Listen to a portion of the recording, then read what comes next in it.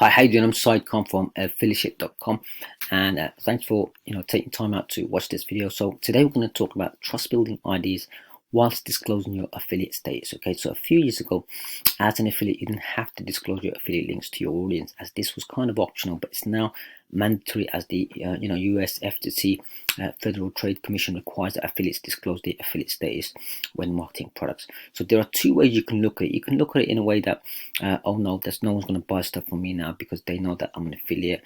I'm they're trying to make money from them and stuff like that. Right? You can look at it in a more positive perspective, that you're being honest, transparent with your audience, but being transparent and honest may not be enough. Okay, there are usually two outcomes when you let your audience know that you're an affiliate and you disclose your affiliate relationships. First is that if you provide a lot of value to your audience and some of them may resonate with you, they like you, they trust you, and those viewers will be happy to buy from your affiliate links.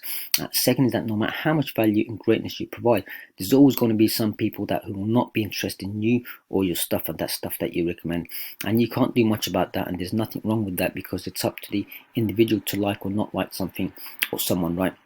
It's like any other thing. For example, I'm not into personally into horror movies, as I prefer movies with interesting, inspiring stories.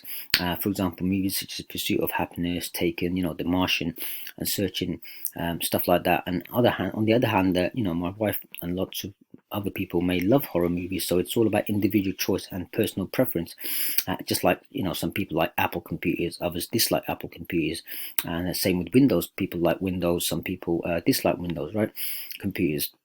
The thing is, you need to accept that if you're that you're going to get a certain number of people who like you or recommend your recommendations, and a certain number of people who dislike you, and dislike, they don't resonate with you or your recommendations. Okay, and these outcomes will all translate to the law of averages. Okay, for example, let's say you market some to 100 people at any given time. So out of the 100 people, the chance of you getting all 100 people to like you and buy whatever that you offer them will probably be slim, right?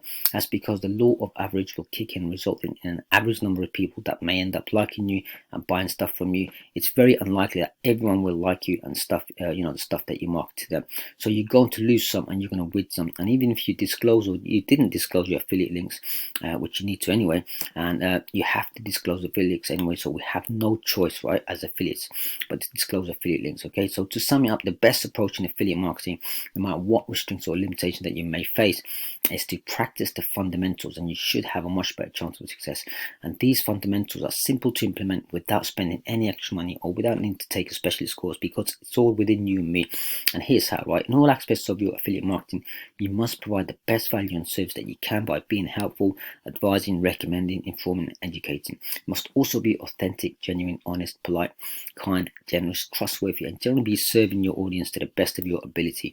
As you can see, the above qualities, values, and personality traits are all what you'd expect from any good person, right? It's not difficult to achieve, nor does it require any extraordinary skills and qualifications, as we have all of them within us. We just need to exercise and demonstrate them, right?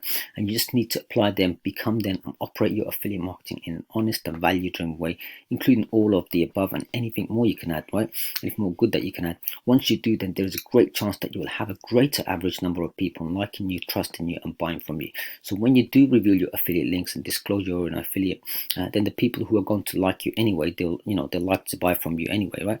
This is because they will see that you're a genuine person providing value and helping them, being honest, and they'll warm to you and consider buying what you recommend.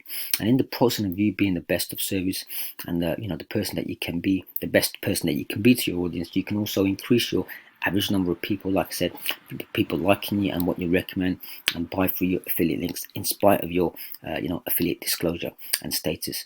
So in fact, you may even get some people like you so much that they'll actually want to buy from you and not someone else, as you provide so much value to them and you've helped them and stuff like that, right? When a phenomenon like this happens, you can be proud knowing that you're doing affiliate marketing the right way, by being genuine, authentic, honest, and providing great value.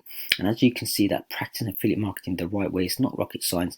It's not difficult, but it's just requires some effort and implementation of basic fundamentals, which you, me, and anyone can do, and we just need to do it and more of it. Okay, so that's it for now for this video. And if you like this video, please like, subscribe, and comment. And if you like more stuff like this, please visit affiliate.com/newsletter. Okay, and thank you and all the best.